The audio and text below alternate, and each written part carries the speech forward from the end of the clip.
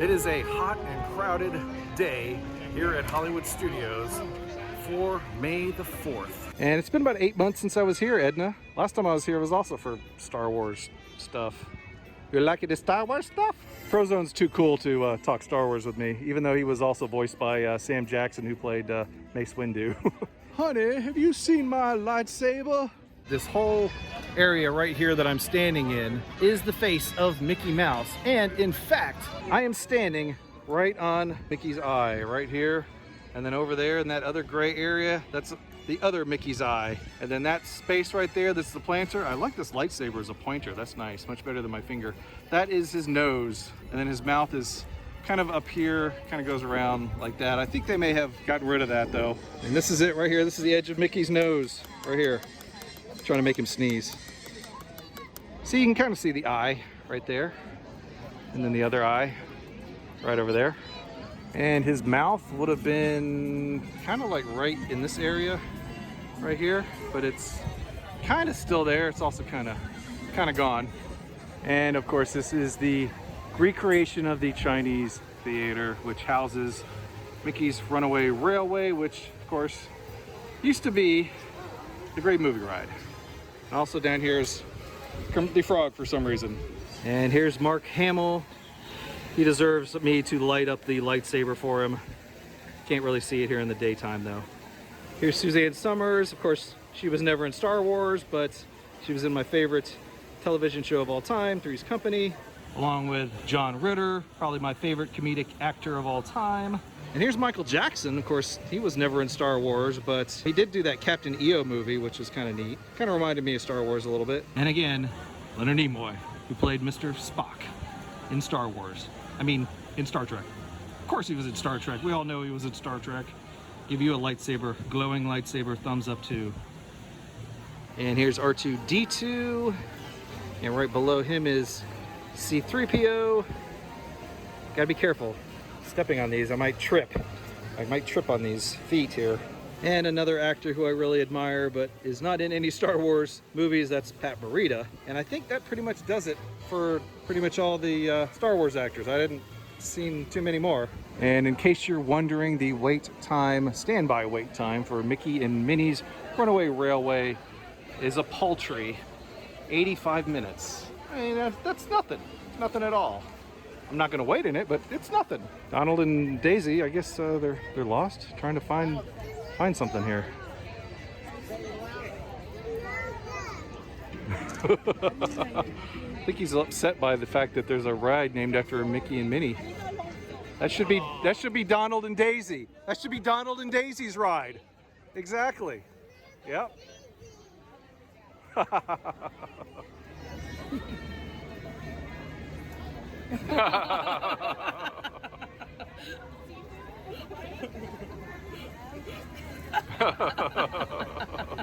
right, I'm gonna go into the Star Wars launch bay and suck up some air conditioning. I hope. I think it's still in here. Also, I gotta say hi to the splotch. I just love this mural. It's so awesome. Well, at least half of it anyways. It's so crazy how this all used to be like the line for the backstage tour. But they just turned it into some Star Wars stuff. The launch bay theater's there. We'll just go over this way. And then this had a whole bunch of busts, I think, there at one point. Wow, it's slightly busy in here. Quite a few people here to see some of the Star Wars characters. Who would have thought that on a Star Wars day, right? Question, is this a screen-used speeder bike? I heard that it is, and that it might have been Carrie Fisher's. If you know anything, let me know. Here's one impressive Star Destroyer. Also the Death Star. Looks like it's smiling at me. And this is the Tantive 4 Princess Leia's Blockade Runner, which is about the same size as that Star Destroyer over there. But this was originally going to be the Millennium Falcon before they decided to change it into the Blockade Runner. And then this is probably the coolest starship in all of Star Wars, the X-Wing fighter. It's 50 minutes to meet Chewbacca, 60 minutes to meet Darth Vader, and 30 minutes to meet BB-8. And there is the famous Splotch, which is always popular. How's it going, Splotch? not only is Revenge of the Jedi the wrong name, of course that was the original name for it, but you'll notice too that Luke has a red saber and Vader has a blue saber in this artist rendering. Also, this is a scene from Empire Strikes Back, not Return of the Jedi, or Revenge of the Jedi would have been. I gotta say, I really love Ralph McQuarrie's artwork. And what I find interesting about a lot of these is that without them, we never would have had Star Wars at all. Because this art kind of showed the movie producers what the world of Star Wars would look like. Now, this one I've seen about 1 million times. However, haven't seen this one quite as often. And then here is another famous Ralph McQuarrie work of art, Darth Vader with the lightsaber. And this is the famous photo that gave Anthony Daniels the idea of C-3PO. He said, when he saw this face, it just said, "Come to me, come to me." And if you'll notice, it kind of looks like the robot from Metropolis. I think that is what Ralph originally designed it after. Here's another iconic Ralph McQuarrie painting. And then here's one that I have not seen. Rebel soldiers in the trench. And this is Echo Lake, which is Mickey's ear. Also, there's a dinosaur. That's Gertie the dinosaur. And the sound stage restaurant is where his other ear was. So I guess I kind of worked in Mickey's ear back in the day. It's weird.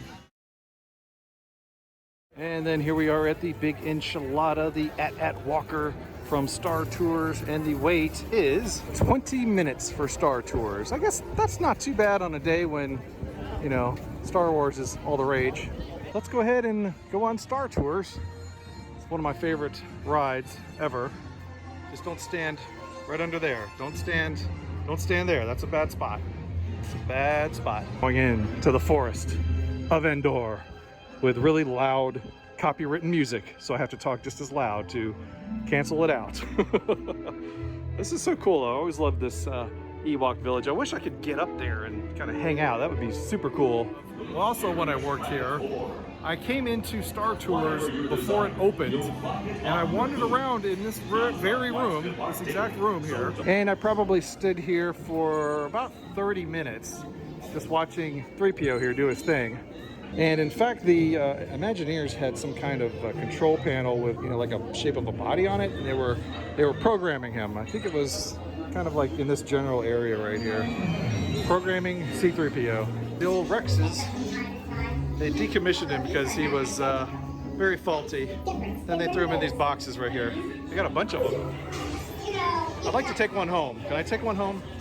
But to continue my story, I was down here and just kind of looking at this robot down here, and I was standing right up in this area, and I saw some of the Imagineers coming around the corner, and I turned and I whacked my head on a pole, which it's got to be one of those poles under there somewhere, I think. But yeah, I still could feel that many years later. Time to board the Star Cruiser, or Star Speeder. Yeah, Star Speeder, that's what it's called. You know I can't fly this thing. No, neither can you. We need that from our pilots.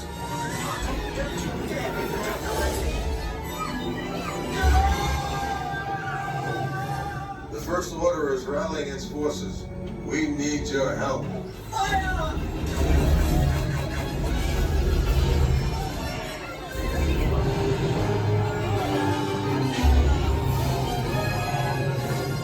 And this store is surely crowded. Man, I can barely even move in here.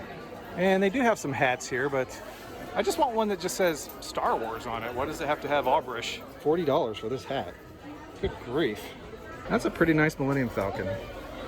It's even got the right dish on it. $25. That's actually cheaper than a hat. And look at that, they've even got quite a few Slave Ones, or as I like to call it these days, the fire spray, because I guess Slave One is not an acceptable term anymore. It'll always be the Slave One to me. And just in case you want to get mugged, we've got quite a few here. I like this Death Star one here. That's kind of cool. This also looks like he's smiling at me. I guess just the Death Star is just kind of happy. I'm your father mugs. 17 bucks. 3PO and Chewbacca and the whole gang mugs. 24 bucks. Kind of like an action figure hat here. I bet you this is, what, 39 bucks? It's either 39 or $25. Let's see, what is it? Apparently it's free because I can't find the price on it. Oh, here it is, 29 bucks. Well, 30 bucks, I guess, if you round up. What the heck are these? Are they like water bottles or like sunscreen bottles? What? It just says collect them all. I probably have them already. And that is Tatooine Traders right next to Endor for some reason. That makes absolutely no sense until you realize that this was changed from Endor vendors into this Tatooine Traders back when Star Wars Episode 1 came out and they wanted to highlight, you know, Tatooine somehow or another. But still, it doesn't make any sense to me that it's right next to Endor. They really need to change it back to Endor vendors.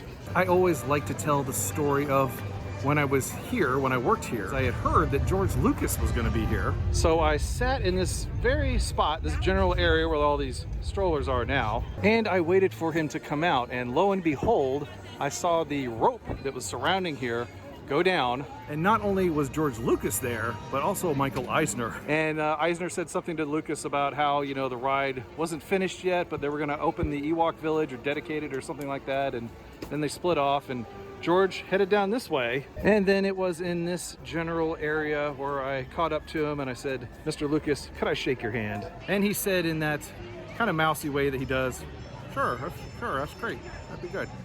It was kind of something like that. He's like, sure. And then after that, this mother and daughter stopped him and asked for his autograph. I should have done that too, but I was too awestruck. I couldn't even think right. Couldn't even think right. And then there was the time I met Temura Morrison, better known as Boba Fett and Jango Fett. Well, he was Jango Fett at the time. And he was walking over here to a meet and greet that's kind of up here. And I stopped him before he got there and asked him if he would get a picture with my nephew. And he said, sure, no problem. Meanwhile, there's this huge line of people all waiting to meet him that I was able to skip by getting a quick pic. It says, do not pull the rope. So does it say do not or do pull the rope? Heck it. Oh, lost! Not again! Oh! I need more of these kind of things here. And then every time I come here now, I have to come by and see the screen-used tank from Indiana Jones and the Last Crusade. Now, I have verified for a fact that this is the screen-used tank in the movie. What I ended up doing was, you can kind of see the edges right there. They've painted over this, but I found an older picture of this, and these edges have a certain type of paint that was melted here on the side, and I was able to match that up with actual screenshots from the movie. So yes, this is the actual tank from Indiana Jones and the Last Crusade. Just think, Indy himself was up there fighting that Nazi. And he's actually back here fighting Nazis again in the actual show. And then I think this is also a screen-used truck from Last Crusade. Kind of see the logo there on the side. I don't know which one it was in the movie, but I am pretty sure that this is from Indiana Jones and the Last Crusade, the last best movie of that series. I don't know, it's kind of cool that we get to see this in real life and everything, but at the same time, it's like a piece of movie history is just sitting out here to rot. And I know they have restored it once before, at least once before in the past, maybe a couple of times in the past, but it'd be nice if they, you know, protected it a little bit better, letting it sit out here in the blazing hot sun. All right, I've made it over to Galaxy's Edge, and I've run into Splorin Ryan, Adam the Woo, and the Daphne Show. She's got a Babu Frick. That's cool. Hey, I need you to come fix my car. I got some issues. Can you come out and help me out? Oh, okay. That's the best thing ever. What exactly is the species of Babu? Because of the new Mandalorian. I don't know. Spoiler alert. Ryan? There's like 50 of them. Yeah. What is he? This You know? sounds like a job for Google. This is a job for Google. The internet never lies. He's just adorable. He is. Adorable. And it is so freaking busy here today. I could barely move here in the marketplace, but I think that's what they want. They want everybody crammed in so that you have to, you know, buy something to get out of here. I think that's the whole idea. And over there is my favorite worker droid, He's busy making me some food because I'm getting kind of hungry. Are you getting kind of hungry there, Splorin? I am. I think a Ronto wrap might be in order. That's sounds good to me. So I ended up getting the chicken salad and a Coke, of course. I've already dipped into that. But there really wasn't any place to sit in Docking Bay 7, so I came over here to the, I think this is like the Lightsabre courtyard. And there's Splorin. He found me. It does, but hey, you know, there's not a lot of people here. There's actually some places to sit, which is something that you couldn't get in Docking Bay 7. Yeah, this isn't too bad. It's kind of a little secluded.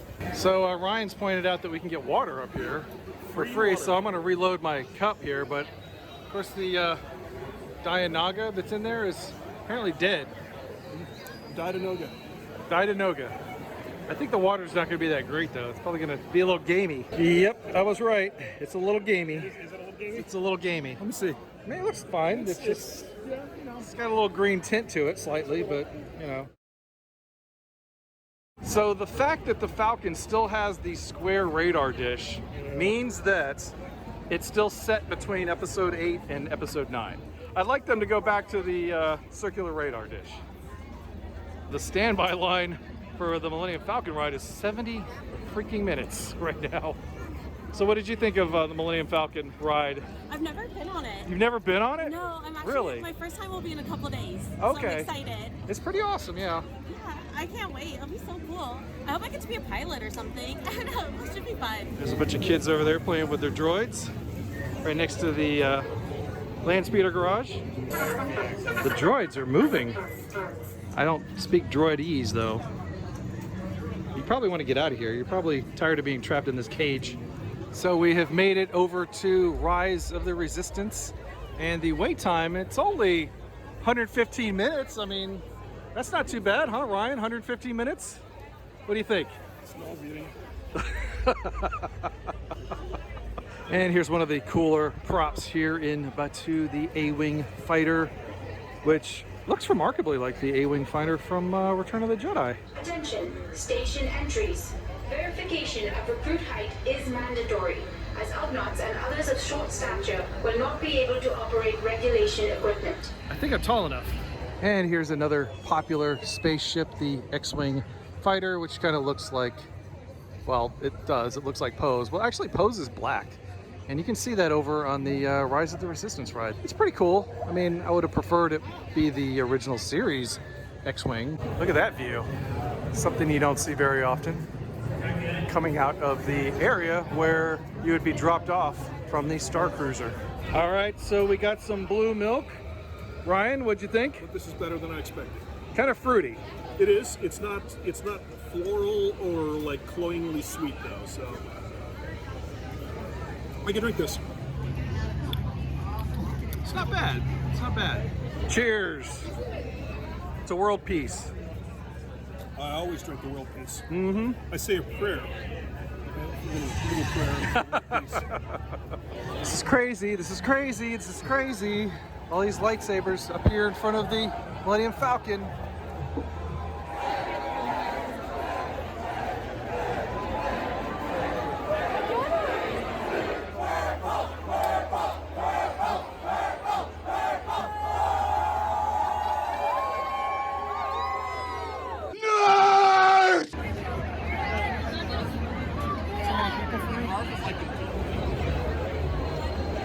It's a little bit better over here by the ride entrance, but not much.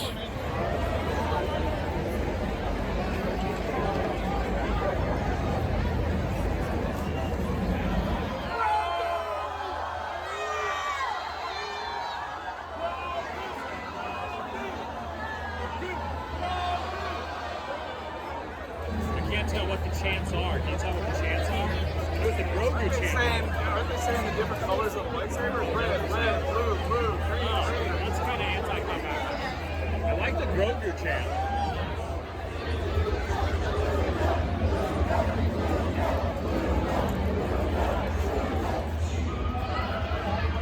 That's pretty cool. Yep. Can you do that, Splorin?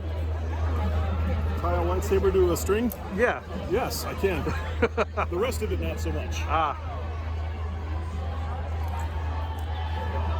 Mine would basically look like a crime.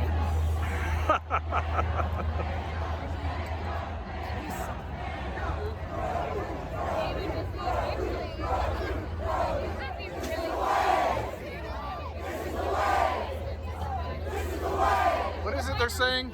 This is the way? This is the way? Is that what they're saying? Yeah, I think so. Okay.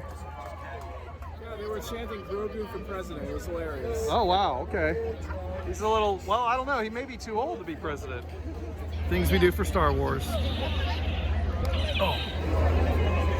There goes Mando.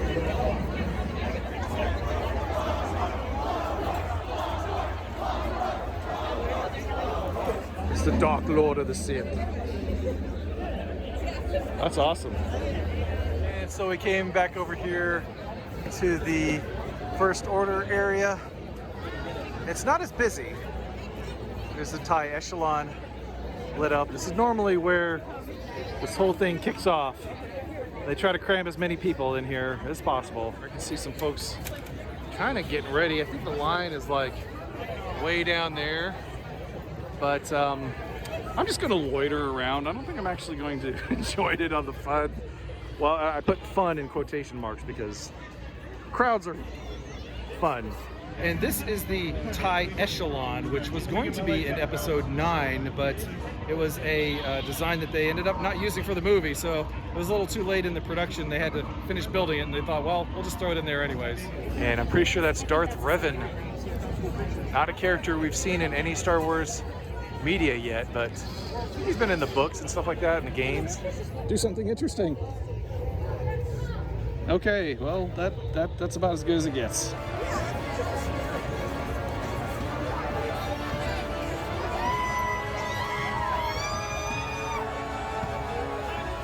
I heard Ashley was going to be here, Ashley Eckstein, and hopefully her husband, David Eckstein, the 2006 World Series MVP. I'd love to say hi to him too. And that appears to be it for, well, at least this group. Anyway, I didn't see Ashley. I'm looking for her and David, wherever they are. I think that's it. I think there's going to be another 10 groups or so, but I'm not going to stay for all those groups. I think you get the idea. This is a crazy, crazy event, and you should at least come and experience it one time if you're a Star Wars fan. At least once. From Galaxy's Edge, this is Greg, signing off.